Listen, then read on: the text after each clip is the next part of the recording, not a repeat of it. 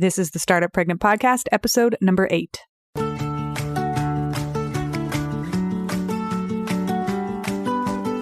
Today, I get to interview somebody I have long been a fan of and who I met a number of years ago, Kate Northrup.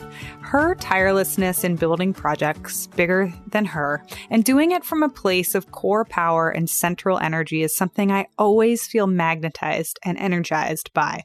Whenever I speak with her, I leave feeling more alive. Today is no exception. In today's episode, we cover a lot, and perhaps my favorite line from this particular show is this. Our culture has a pink cotton candy filter on parenting and especially on motherhood. And I just wish we were a little more honest, that we were willing to be a little bit grittier. That's from Kate. That covers what we talk about in today's show. So I'll let that be our lead-in. Here we go. Welcome to the Startup Pregnant Podcast, where we talk to creative leaders about what it means to be an entrepreneur and a parent. I'm your host, Sarah K. Peck. This episode is brought to you by our amazing friends at Taskerly Virtual Assistants. They are a virtual assistant godsend to anybody who is a busy lady. And if there's one thing I know, parents and entrepreneurs are pretty busy. If you are curious, head to taskerly.co/pregnant and apply to work with them. As a bonus for being a Startup Pregnant listener, you get 10% off of your first 3 months. And stick around at the end of the show because I'll tell you a little bit more about how they work and how to best use them. As always, hit subscribe wherever you listen to podcasts. And if you have a minute to leave us a review, we would love that. If you need any of the show notes from the show, head to startuppregnant.com. All right, let's get started. All right, today we have Kate Northrup. She is an entrepreneur, a best-selling author, an activist, and an amazing community builder. One of the things I love is she calls herself a professional freedom seeker, a phrase I just adore. And she's one of these online voices I read all the time. She has a podcast she co-hosts with her husband called The Kate and Mike Show. She's known for building an amazing network marketing organization, and she's currently growing this amazing community of entrepreneurial women and mothers. It's called Origin, and she talks about creating financial freedom in your life, doing less to get more in your business. And recently, something that I've watched her do that gives me kind of tingles and shivers when I watch is she's speaking up more and more about using your voice in uncomfortable conversations. So with that, Kate, I'm so glad to have you here. Thank you. I'm so happy to be here. So first things first, can you tell me just a little bit about your morning? It's the morning. What's your morning routine look like? Well, I have a 2-year-old, so there's not I can't, I don't know, the whole morning routine question, just I get very triggered by it because so many of the people who, celebrate the importance of morning routines do not have children. And so I always I'm like, yeah. So, but I know you do. So I know you get it. And no, so I mean like today. Let's not go global, right? Like just today. Right. What time did you wake up today? Perfect. Well, I did not wake up until 7:45 today, which is dreamy. I will say huge shout out to my amazing husband, Mike. He's an early riser and he will generally get up with our daughter, and then I do the bedtime thing. So he does the morning thing, I do the bedtime thing. So I got up at 7:45. I rushed out the door, helped Penelope a little bit get her shoes on and her lunch in her bag and out the door with Mike. And then I stopped for an iced coffee and a breakfast sandwich, which I ate in the car on the way to a doctor's appointment. And now I'm here. That is exactly perfect. Thank you. Yeah, the global morning routines thing, it's like this ideal. And then I just feel so guilty when I put myself up against it because every morning is different. Like today, woke up at 6:04. Okay, Leo's awake. Let's go. Yep. Exactly. Yeah. Exactly. Well, that's nice to know. You got your coffee, you went to the doctor, you're back. Yeah.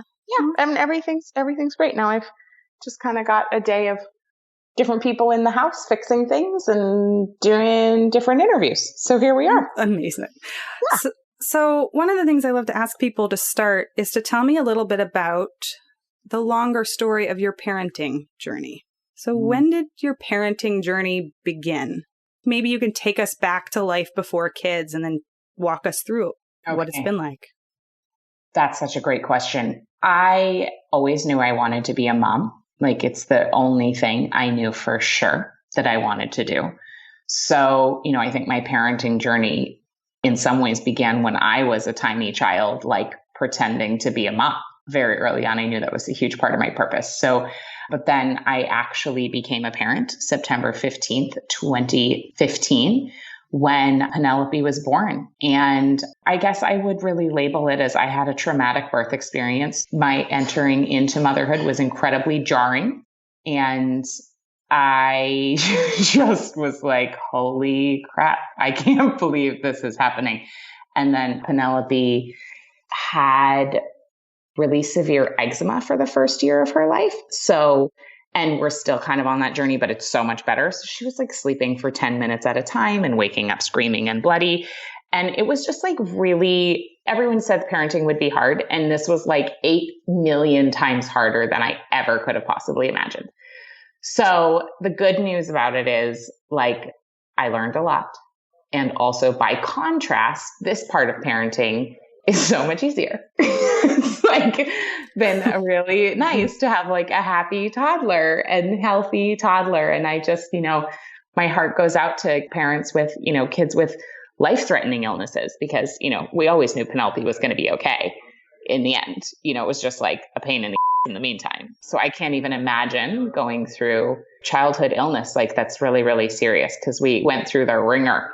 Yeah. So my parenting journey has been, I would describe it as shocking and awesome. Basically. Mm-hmm. Yeah. You've run a business for a long time. I have. I started my first business when I was 14. So I've been at it for a long time. And currently, would you say you run multiple businesses, or how does that work? I mean, they're all under the same umbrella for sure. I would call it one business with multiple different revenue streams. Mm-hmm. And so you're in this entrepreneurial journey, and you've been running your own business and calling the shots in a lot of ways since 14. And then you go in, I want to focus first on pregnancy. You get pregnant. What was that transition and experience like? How did you adjust? I skipped pregnancy. Right. I skipped pregnancy because compared to mothering, it was so easy. It's just like not even worth mentioning. No, I had a pretty great pregnancy. I was exhausted though. Like, I was so tired the whole time. I just could not. I mean, every day I slept for like 3 hours in the middle of the day, and then like 10 hours every night. That was really surprising, because I'm a pretty high energy person. And then my mental sharpness really wasn't there. So it was really hard for me as a word person to not be able to remember words. I didn't like feeling fuzzy and kind of like dumb. Honestly, I just didn't like that feeling. But overall, my pregnancy was really healthy and pretty blessed, other than just I was so tired. How did you cope with that? Like, what did you have to do differently? How did you learn? You're faced with, oh my God, I have to take another 3-hour nap. Like, I can't think straight. What do you do to deal with that, or to understand it, or to move through it? Well, I'm very blessed. I have an amazing husband and business partner. So I dialed back what I do in a basic, day-to-day setting in our business a lot. And I have to say, like, that was a real bummer for him, because he picked up a lot of the slack and he really kept the ship going. And, he talked to me about like being sad. He felt like he lost his partner, and he did. And it took me a long time to get back in the game. Like, it took me a long time to even really care about our business again. And now I'm like, more excited about it than I ever have been. So it did come back, but in a very different way. But like, it was really hard, I think, really hard on him. And I was very blessed to have set up, revenue streams that didn't require me to like punch in every day.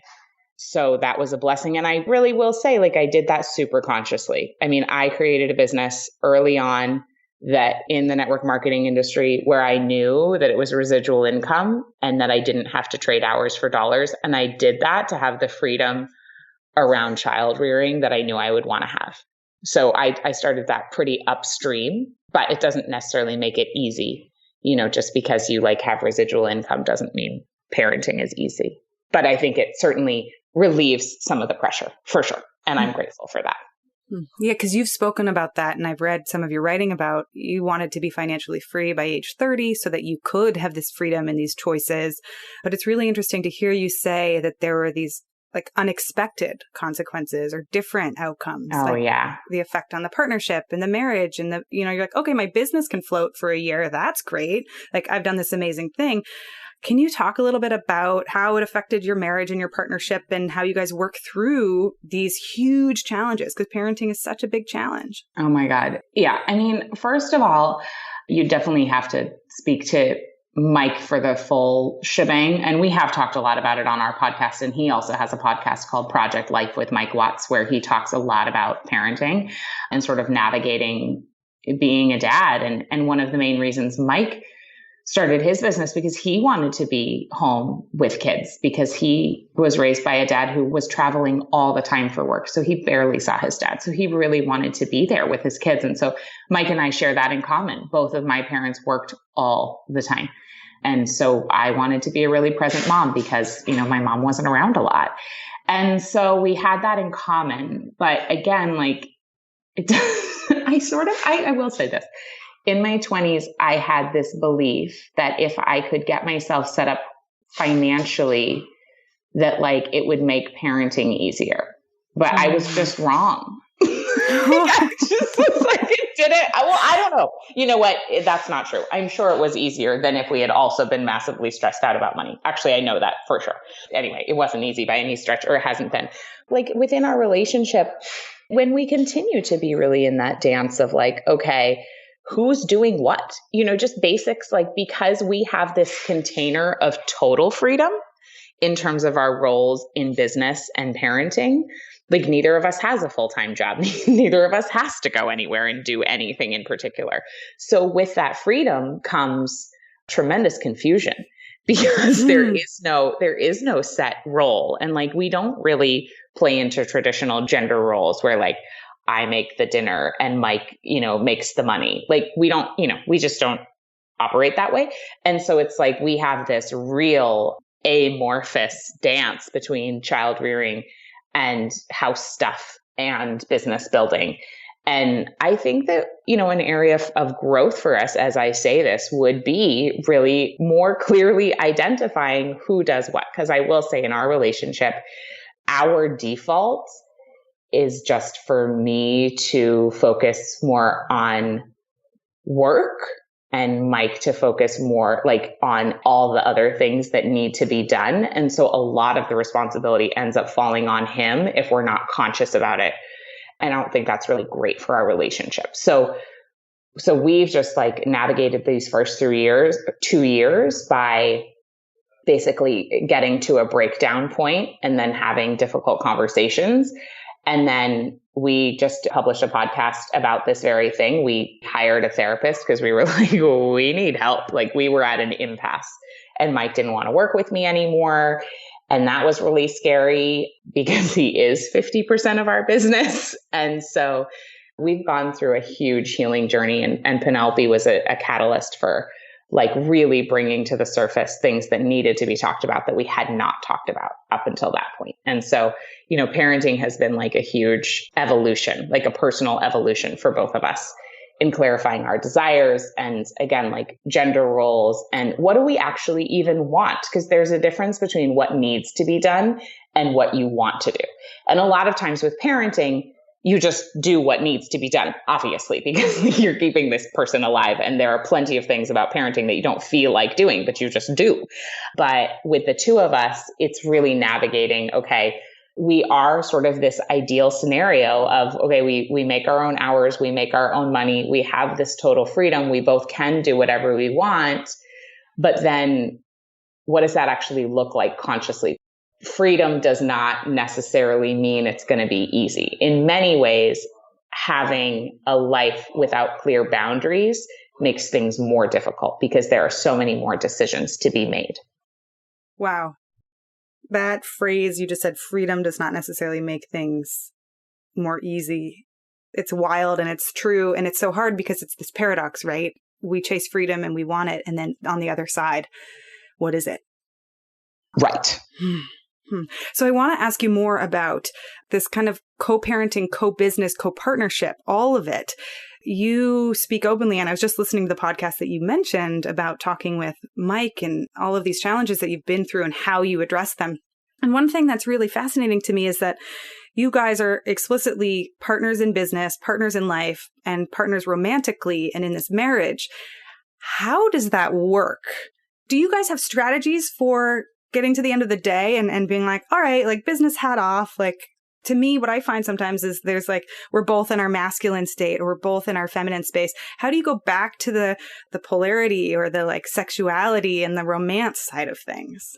Yeah, that's such a good question. I mean, this is an area where we have been challenged for sure. Oddly, it was actually more challenging before we had a kid. The great thing about having a kid, which is surprising, but the great thing about having a kid is like when Penelope comes home from daycare, like business is over for the most part. And we're a family. Like it's a very clear boundary. Whereas before business just was everywhere. Like it never stopped. And so there are a couple things that we have in place that I think really serve us. We do not do anything perfectly, but like this has been really helpful. Number one, we have a shared Google Calendar. So Mike can see my full calendar and I see his full calendar. And if there's something that I am needing him to be present for, I still send him a calendar invite. So then he knows like, okay, I'm not only just seeing that event on Kate's calendar, I also need to be present for it and vice versa. So that has been huge because then we don't get into the daily logistics of like, well, you didn't tell me you needed to be XYZ place. Like, and that I needed to pick up Penelope. You can see it right there on the calendar. But we also have a backup plan, which is that on Sunday nights or Monday mornings, we go through the week ahead and we just literally go through day by day. Okay, well, you have a doctor's appointment on Wednesday, so I'll take Penelope. Or, oh, we have theater tickets on Wednesday night. Is somebody who is babysitting? Or like, oh, shoot, there's going to be 45 minutes where we have no childcare between when you have to leave and when I have to leave. Like, okay, can your mom come by? So we just kind of like try to duct tape the week together so that there aren't any gaping holes and that we've pre-paved everything. And it helps us prevent those moments of like, well, you didn't tell me, right? So we just like try to over communicate about scheduling because I don't want our fights to be about logistics. I want to fight about something real, not like who's picking up our kid at daycare. Because that's so easily preventable. So I can't say it prevents those mishaps, 100% of the time, but probably like 95% of the time, the shared calendar and the weekly schedule meeting saves us. And then we also have, as part of our weekly schedule meeting, we have time set aside where we record a podcast and we have our money dates. So we transfer a certain amount of money into our savings, into our needs account, into our wants account, and into our taxes account. And we do those transfers manually each week because Mike and I both have avoider money personalities. So if we don't like show up and actually pay attention, we'll both just space out. So we do that, which is really helpful. And then we try to also include in that meeting, it gets really thrown off when we travel, but we try to also include in that meeting just like a check-in, just like, how are you? What's going on? I will say that gets cut short more often than not. That was not really the question that you asked, but that's sort of like how we handle our, but really our useful. life logistically. But then the romance piece of it, like we go on date nights. I have a lot of friends who really struggle with leaving their kid with a babysitter and like going away for a night. I don't struggle with that because I think we just have an independent kid. And I was raised by a mother who was away so much and I turned out great. So I was like, well, if Penelope is with somebody else one night a month, like she's going to be fine. So pretty early on, we started, I think I had my first night away from her by myself when she was like 8 months old. And then I think we took our first night overnight together. I don't know, maybe when she was 10 months or so. And then we've done like as many as 5 nights away alone together. And she stayed with Mike's parents. And we went to London this past June and we did no business. And it was just the two of us. And Mike had surprised me with tickets to go see Adele. And it was like the most romantic trip of my life. Like it was so cool to be Like, oh my God, I'm here. Like, I'm with this man. I'm with my husband and I love him so much. And it was the most like juicy, romantic 5 days of my life. It just was so cool to be like, wow, here we are with a toddler and we can be this attracted to each other and this in love. And it was so cool to see that that was right below the surface. And it didn't take that much to find it. So I'm a huge believer in spending time by yourself away from your kid. I love spending time with my kid. Obviously, I think that's a given. But I just like want to give women permission to leave their child with somebody else. Because I will also say there's a really interesting study published by Rebecca Langer from Harvard. And she did this study where she looked at immune systems, our immune systems, and the people who connect with multiple different groups of people, like who belong to different groups of people, and they connect with several different ones of them during the week. So it could be a reading group. It could be, a workout class. It could be ladies who lunch. It could be, I don't know what group, volunteering, whatever groups of people you're part of. The people who connected, who had the most diverse, different social groups, had higher immune systems than those who did not belong to different groups, who did not feel that sense of I belong in multiple places. And I want for my kid to know she is safe on the planet with people who are not me. Because I think it's so important for her immune system. And it's just so important for that sense of like, I can go out in the world and I am safe. Like it's so critical. And so I want her to have that. So knowing that she can be with her grandparents, she can be with my mom, she can be with a babysitter, she can be with a friend. Like I want her to know she's okay in multiple situations and that I am not her source of safety. That is so interesting that you say that, because the like kind of overarching model in the American culture has been this winnowing down into this perfect nuclear family with two parents. Well, what? That is so brutal. But it's so, yeah, exactly. It's just like, it's so hard. And it's not the way it's meant to be. It is not supposed to be that way. Not at all. And it's so interesting to watch because I think we're at a moment right now in our culture and in this time period where like the pressure is literally breaking people, especially parents, especially when we've added the complexity of now it's overarching. You have to be a 2-income household and both parents work, which none of these things on their own is necessarily bad. It's just this like collision of what is like the movie Tomorrow something or other where there's like a hurricane and polar ice caps melting and something else is coming. And it's like, of course nobody survives that, right? Like, why don't we all have like postpartum depression? Because duh. Yeah. So anyways, that's not a question. It's just like so amazing what you said. And I'm curious, what do you think? Like, where do we go from here? What do women need? What do parents need? What does our culture need? No small questions. Oh my God. I mean, I don't know. I'll say that. But here's what I think. This is one of the reasons that I love to teach women about entrepreneurship, because I do believe that our government and companies need to be more supportive of families. However, I do not want to wait around for them to get a clue. I would much rather hand the women tools to do this themselves while also petitioning and donating money and showing up and calling their legislators. Those things are all important. And I just don't want to wait for somebody in Washington to think it's a good idea to support me and my family in our health and well-being, because I think it's going to take them a while. I do think being entrepreneurial within your business or within your job, whatever that may look like. Like you don't have to own your own business in order to be entrepreneurial. We can be innovative and we can come up with creative solutions.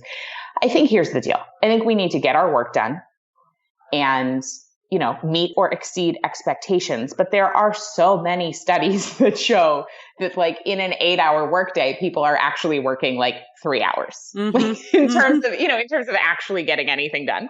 And so I think it is on us to get focused so that we can deliver and over deliver and really show the world that an 8-hour sort of industrial model workday doesn't actually make any sense from a productivity standpoint. There's just a major diminishing law of return as the day goes on. So there's that. So being entrepreneurial meaning getting the work done and not like being so focused on how many hours you put in, but instead, what are the results that you're getting? Like that's my whole philosophy of doing less is how can I get the same results with as little effort as possible so that I have extra resources to be with my kid or to take care of my body or to like do something I love, you know? It's because we all have so much energy. And as parents, I don't know, I find I have less energy than I did before. And so it's precious, you know, and I don't want to be wasting it around doing some stupid thing that's like, just like to punch in, Right. you know, so I can prove I showed up and sat at my desk for 8 hours. It's so dumb.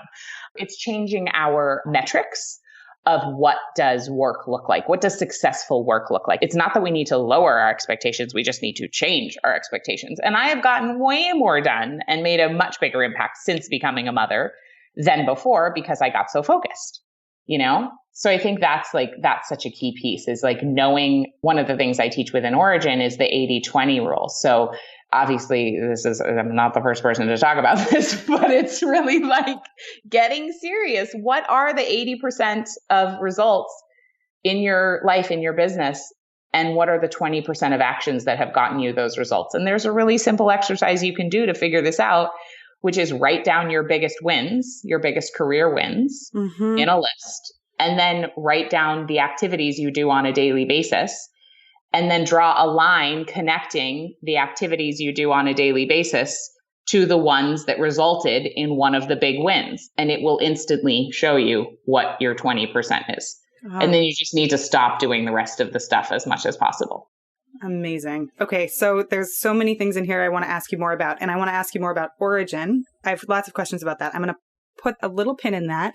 Because first I want to ask you, you mentioned 3 hours of productivity on average. I feel that so intuitively. I know the research is out there to suggest that there's like 3 or 4 hours of key quality work. And then the rest of it's kind of backsliding into messaging and Facebook checking and browsing or whatever it is that we fill the rest of our time with. What happens for you or what strategies do you have to suggest for when you've completed all the big work? But there, for me, what happens is there's this moment. It's like, I've done the big work. I've written a huge chunk of the book. I've done the recording I need to do. And then it's around noon or 1 o'clock and I feel guilty. Like I should be doing more. Like because the time doesn't match up to the effort. And there's this old model of 8 hours. Like all of a sudden I got to go like crack a whip and get more done. So talk to me about that. How do you deal with that? I really struggle with that. Okay. I mean, I was raised in New England by like Ivy League parents, highly puritanical, highly like, you know, if you don't get up by 6 a.m., like you've wasted the day kind of philosophy. I guess I just like hear that voice in my head of like, you should do more.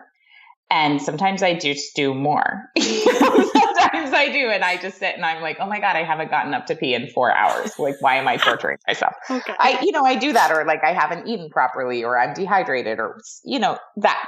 But I feel like at least I'm aware of the voice. I think that always the first step to change is awareness. So knowing that I put this unreasonable pressure on myself despite having gotten the work done. But I also will say what's really helpful for me, and this is not everybody's reality, obviously, because if you work full time in an office, this is not going to apply, but I'll just share my experience and hopefully you can tweak it into whatever will work for you, is I don't work 40 hours a week. So like, I just really only have the time available to do the things that need to be done. And then I don't actually really have the extra time because I also work out during the day when Penelope's gone, or I have her, or, you know, she's not in daycare usually for a full 8 hours, or when she is, like, I don't know, by the time you grocery shop and eat and work out and whatever, it's like, you don't have 8 hours to work. So I basically schedule in other things to trick myself into only having the amount of time necessary to do the task that needs to be done so that I'm not just sitting here with like extra time. I usually just don't have extra time. Yeah, that makes so much sense. There's a law for that, a Parkinson's law, I think, which is that your work will expand to fill the amount of time you've allotted for it. So I just don't leave myself very much time. That's brilliant. That's really brilliant. Okay. So over the last year, you've created this community of entrepreneurial women and in particular, entrepreneurial mothers. Although it's not just mothers that are in the group, and it's grown and you're leading it. And I know that you've written about how the response has been just overwhelming. Like it's more people than you even knew. Can you tell me about what is Origin, this community, and how did you first come up with the idea for it? So Origin is our collective, our community of entrepreneurial moms or women who consider themselves nurturers and also innovative, because we have plenty of women in the group who either don't have kids or who don't have businesses and are still finding it really helpful. So it's sort of those two things. Are you innovative? Are you wanting to shake up the status quo from a career standpoint? And do you consider yourself a nurturer? Do you care for others? In which case it will apply to you. And really the overarching question that we're living into is, how do we get more results through doing less? Like, is there a way that we can have what we want in life through other means other than just work harder?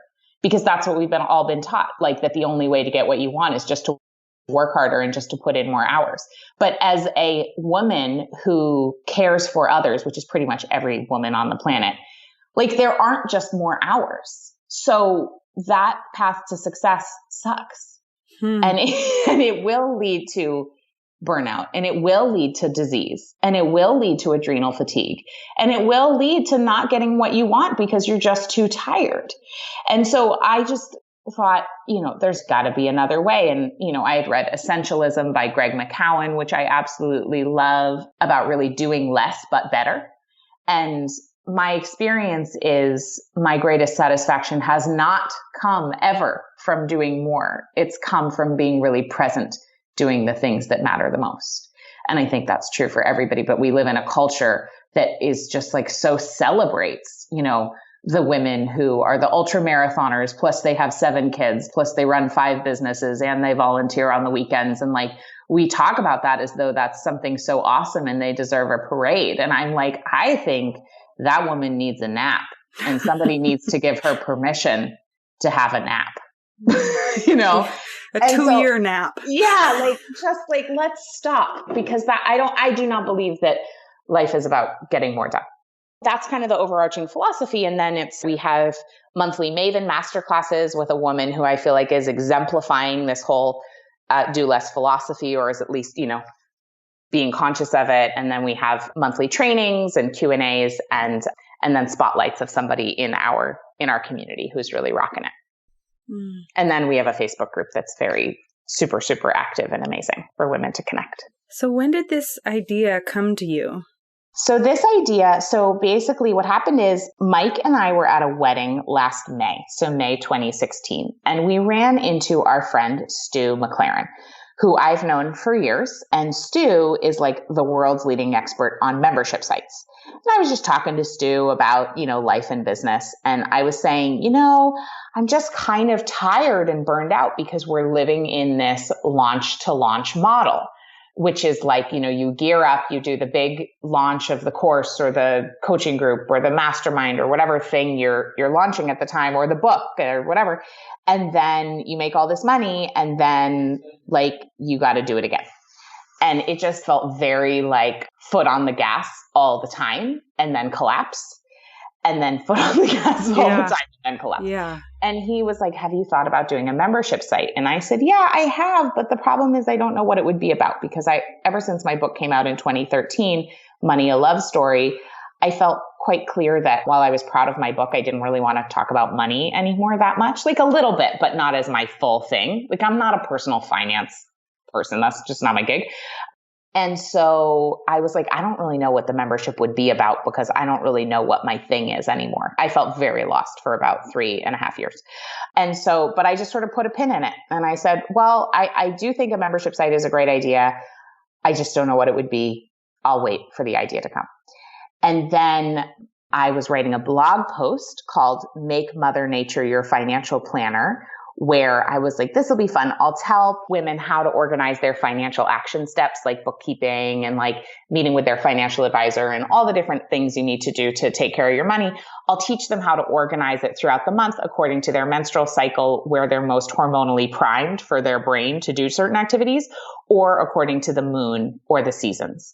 So I was like, that'll be really fun. And as I was geeking out on it and researching for this one blog post, it came to me. I said to Mike, I'm going to teach a course for women entrepreneurs to plan out their annual calendar for marketing and everything based on the season cycles. And he was like, why don't you make that your whole membership? And I was like, oh my God, that's genius.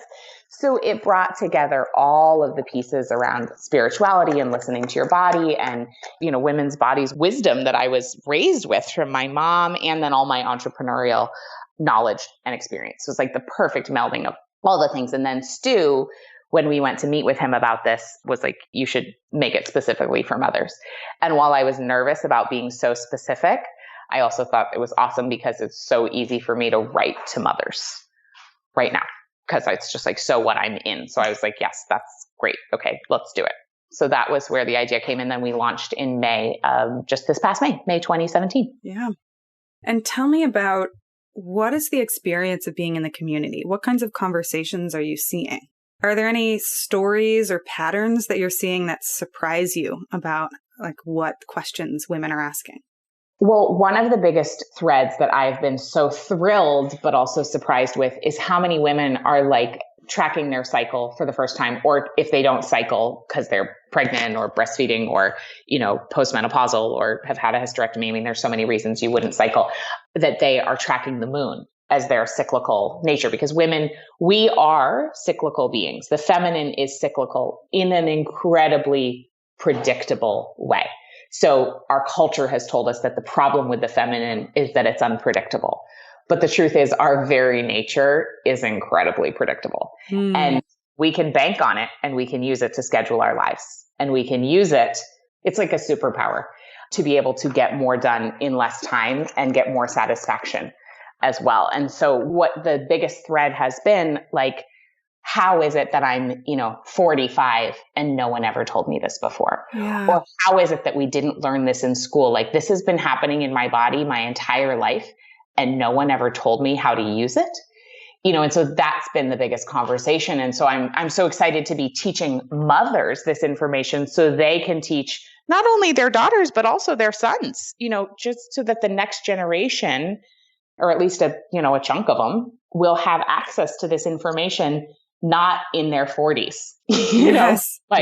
when they have their first period, to be like, oh, hey, did you know that your period is a superpower? Did you know that you're incredibly predictable in this really powerful cyclical way, and that you don't have to have your foot on the gas pedal every day? And in fact, if you take your foot off the gas every now and again, you actually can get way more done in less time. Like, just, I feel like the giving women the permission to rest has been huge. That like another big conversation is like, wow, I actually am taking a day off for the second day of my period or something.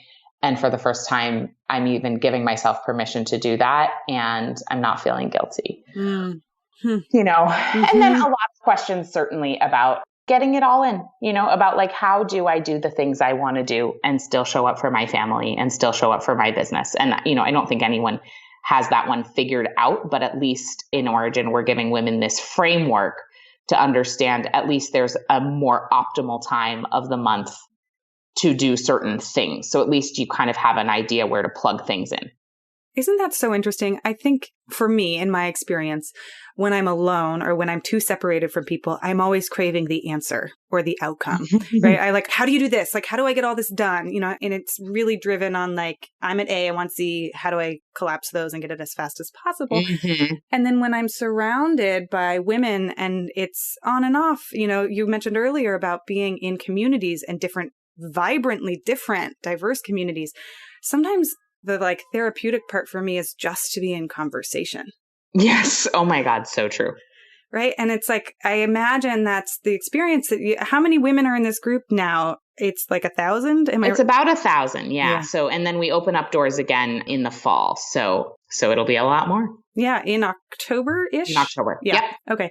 And I'll link to that. But it strikes me that sometimes the being there in community with other women. So what are your next goals for this community? Like, is there a size that feels right to you? Do you know what the next cycle looks like? I actually don't. It's so funny. For as driven as I am, I very rarely have goals. I just like do things and then see what happens. So Mike and I brought a president on to run our company, which is amazing, Licia, and she's such a dream.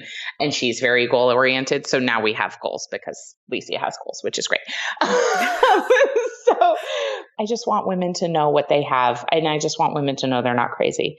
I mean, if all this did was for women around the world to say, like, I'm not crazy and I'm not doing it wrong, that's just so healing, because everybody just tells us we're crazy and that we're doing it wrong. And it's not helping anybody. So I just want to be a place to remind women, like, you're doing it right and you're awesome. You don't have to do it all. You don't have to do it all, and you can take a nap, and it doesn't mean you are a less worthy human being. Oh, I'm going to like make a little repeat of that and just push play on that.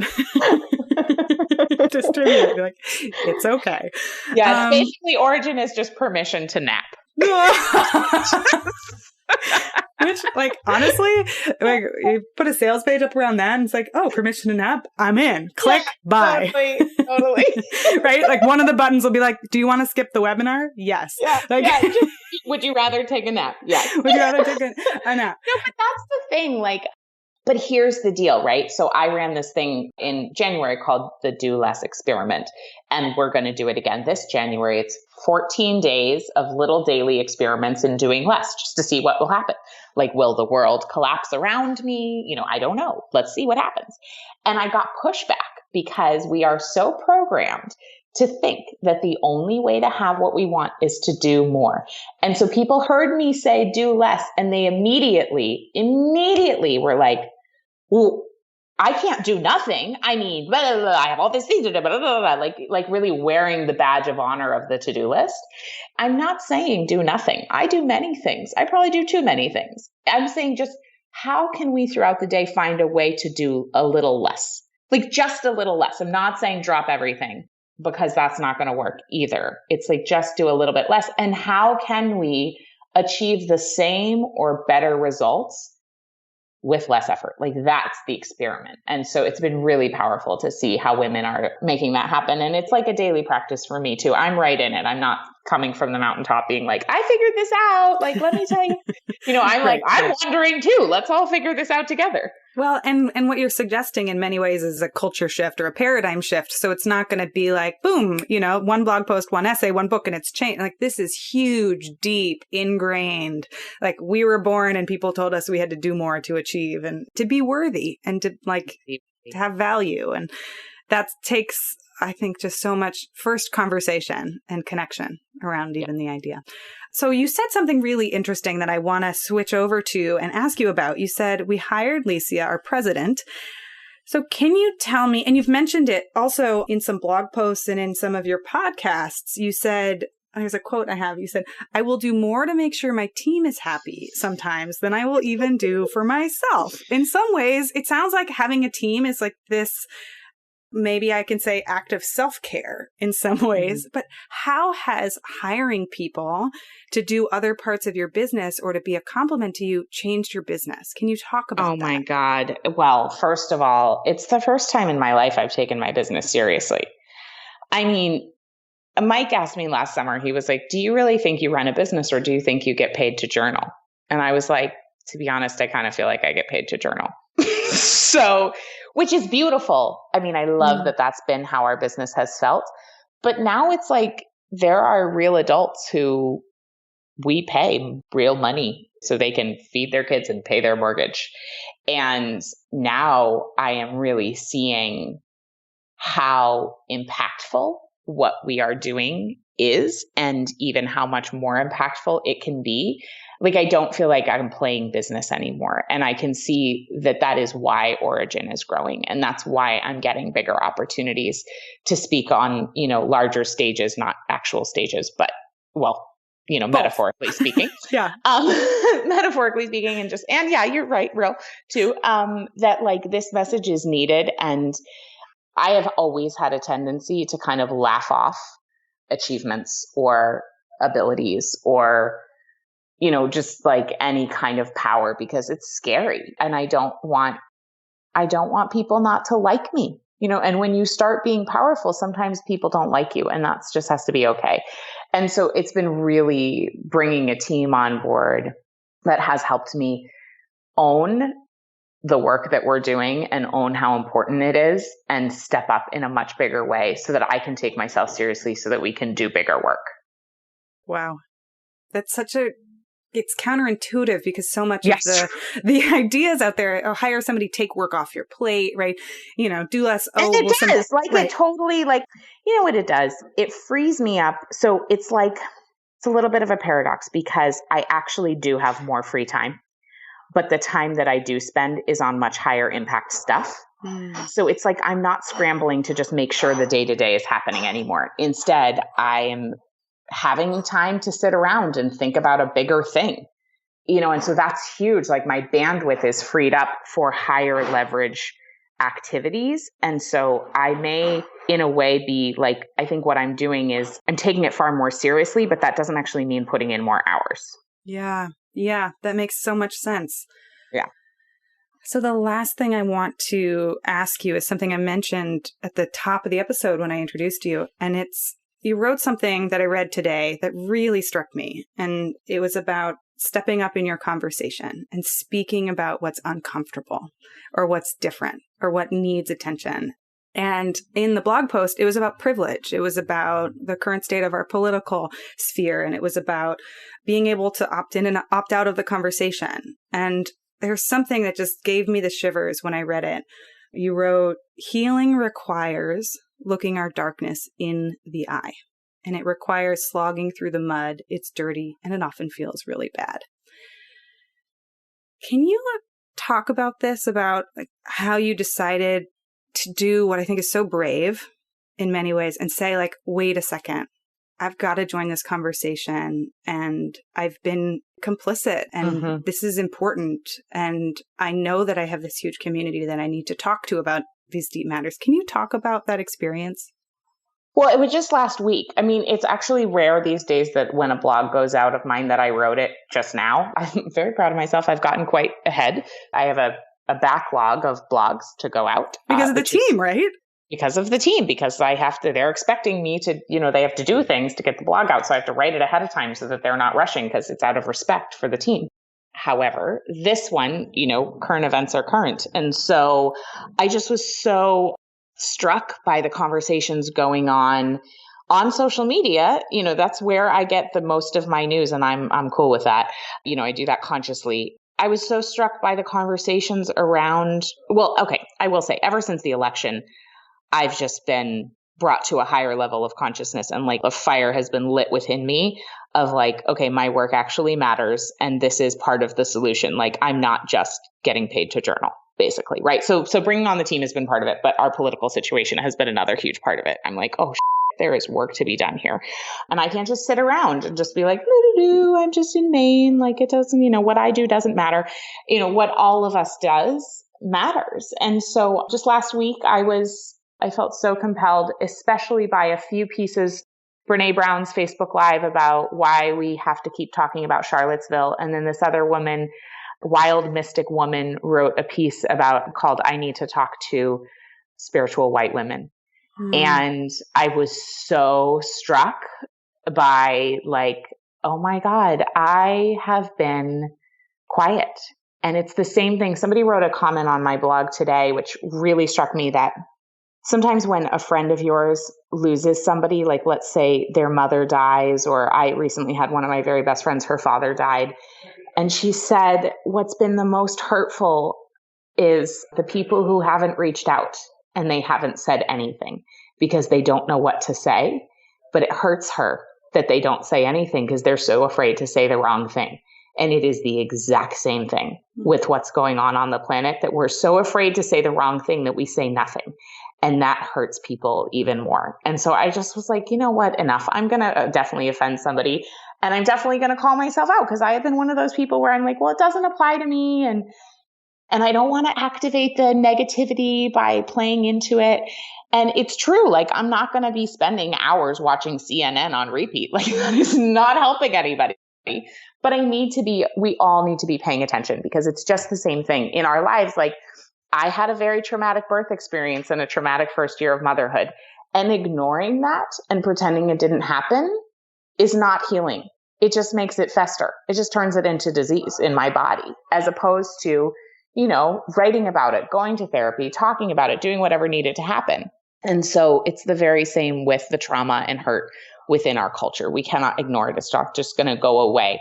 We have to look it in the eye and pay attention and do the healing work, which requires paying attention and talking about it. Like, talking about it. And I know people talk a lot about, people are saying, well, I just feel like people are talking about it so much and not taking action. And yes, I believe you have to actually get out there, call your legislature, show up for a protest, donate money. And I'm doing all those things. And I think talking about it is so important. Like, it's critical because talking about it is what changes awareness. It creates awareness and it changes beliefs. It is because other people on the internet decided to talk about it that I was like, holy, I have been living under a rock. Like, it is not okay for me to, just because I can, not pay attention. I am part of the problem. And it is because other people had the bravery to say something that woke me up. So I just decided, if I was asleep, other people definitely were. So I better get on it. And I think, Kate, like, the bravery that it takes, I want to say a couple things about this. First, it's really hard, right? It's an emotional vulnerability to get up and speak out. Doesn't matter who you are and what your platform is. It's really hard. And sometimes what I see is people speak up and we say, oh, thank you for being so brave. And people are like, that's not brave. It's harder for other people, right? Like, so-and-so has it worse. And it's this like quick response that's the same thing in pregnancy and the same thing in motherhood. Oh, my God. Like, I had like a C-section birth, or I had this birth. Well, mine was worse. Or like, I had trouble breastfeeding. Well, mine was worse. And it's like, not helpful. I just want to pause and take a breath in there and like publicly admire you for the work it took to make that blog post. Because yes, there are so many other things and all the other people, and we all have to act. And what you did was brave, and what other people are doing is brave. So thank you. Thank you so much. And thank you for calling out the thing that we do around, oh, well, it's not that hard. This other person. Yes, guaranteed there's always somebody who had it worse. But like, that doesn't mean to not acknowledge what you're going through. Like, that actually doesn't help the healing process to say, well, my pain doesn't count. Yeah, exactly. Yeah. Right. Yeah. And also, somebody always will have it worse, which is why we need to talk about it. 1,000%. 1,000%. So related to this is you've mentioned, and I don't remember where, but it's something I think I like glean from your work about the sensitivity of your soul. Like how reading a comment from somebody or getting a really mean email, because people can open their emails and just be like, blah, right? And send you like the worst of their day. And you're like, ooh, you're going through your day and you're like, oh, that was like a firecracker that just came in. And you've mentioned that one of your strengths and one of the beautiful things about you is how permeable and sensitive you are to being able to read other people's emotions and build the things that need to be built.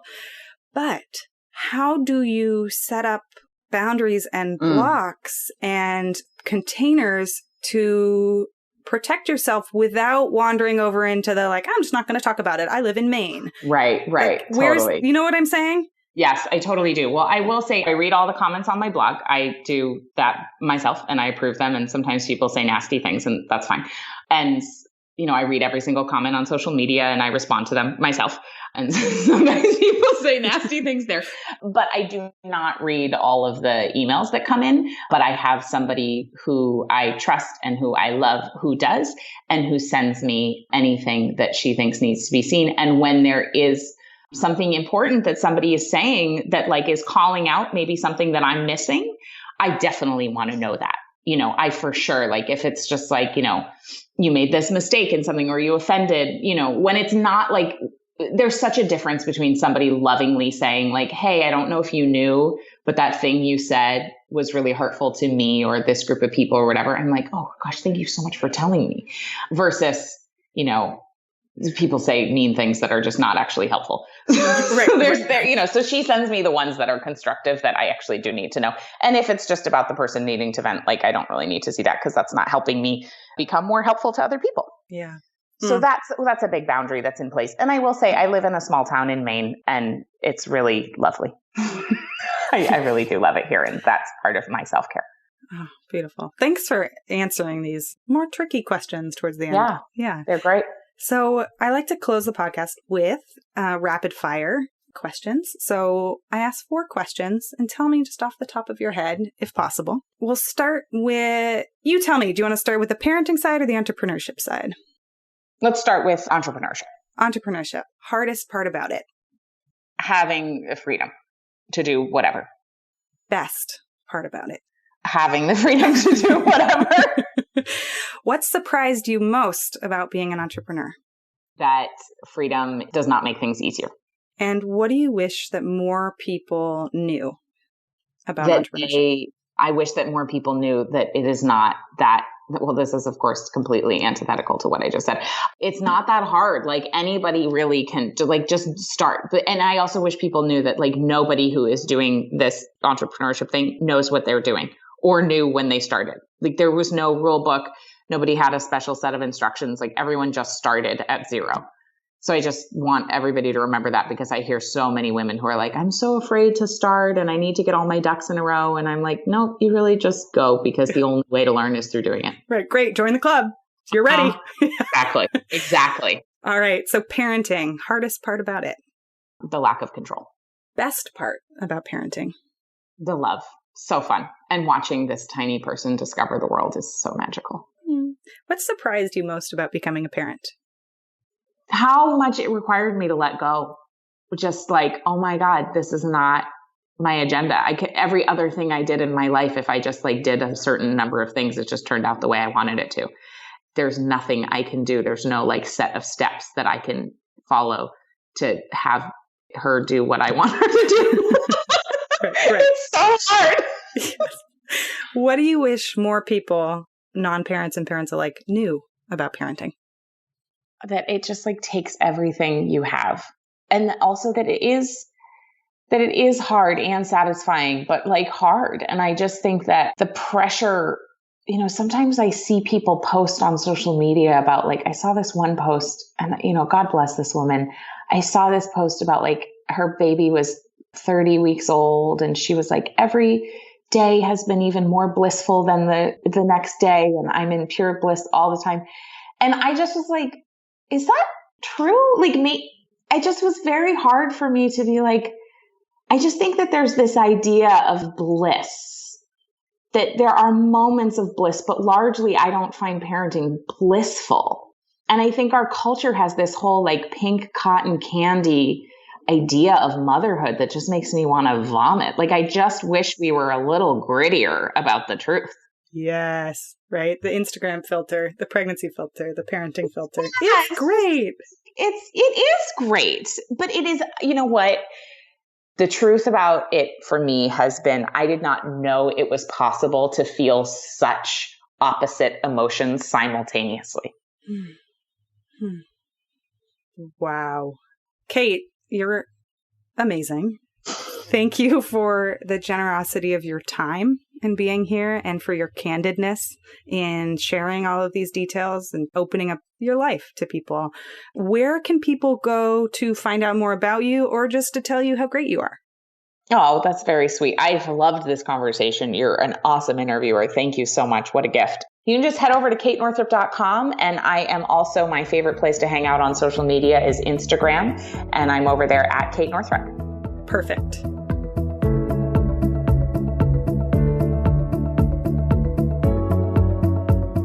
So that's a wrap. What a treat to have Kate Northrup as our guest today. So we talked a little bit on the show about her membership community called Origin Collective. And if you are curious about that, I am an affiliate for the community. It's a community of entrepreneurial women and entrepreneurial mothers.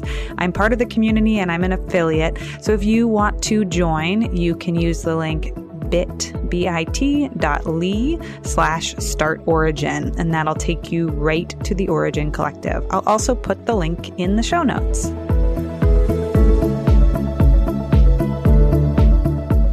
All right, I promised to talk a little bit about using virtual assistants and how to make that a part of your life as an entrepreneur. Taskerly, the sponsor of this episode, is a small team based in the UK, and they work with a ton of clients in the US. What they do is they focus on helping online businesses, entrepreneurs, and startups with their marketing and admin work behind the scenes. So here are some of the things that they do. They do social media scheduling, email marketing, inbox management. They can help with customer service, basic graphic design work. They can moderate Facebook groups. They even help with researching and outlining a ghostwriting if you're working on a big writing project, or if you're running a blog and a podcast, they can help you manage your content calendars. And they've done things like website maintenance and making sure that your website is up to date. All of these things are super important things that online entrepreneurs need nowadays. And I remember the moment when I was so nervous because I wanted to hire somebody and I wasn't quite ready. Taskerly and other virtual assistants can be so helpful because they help you bridge the gap. And you're like, okay, I'm going to start with a few hours a month. Maybe I'll build up to a few hours a week. And once you realize how much it helps to have somebody on your team taking some of the load off, it just changes your life as an entrepreneur. If you're curious, head to taskerly.co/pregnant and apply to work with them. They don't accept everybody, but if you apply and you get accepted because you're a good match, as a bonus for being a Startup Pregnant listener, you will get 10% off of your first 3 months. Thank you so much for listening to this episode of the Startup Pregnant podcast. If you have a question or a comment about the show, head to startuppregnant.com for all of the show notes, episode quotes, and more. We have weekly blog posts and a lot of bonus resources all over at startuppregnant.com. If you want to support the show, the best thing you can do right now is hit subscribe and then leave us a review. And if you'd like to become a sponsor, go to startuppregnant.com/sponsors to find out more. Thank you so much, and I'll see you on the next episode.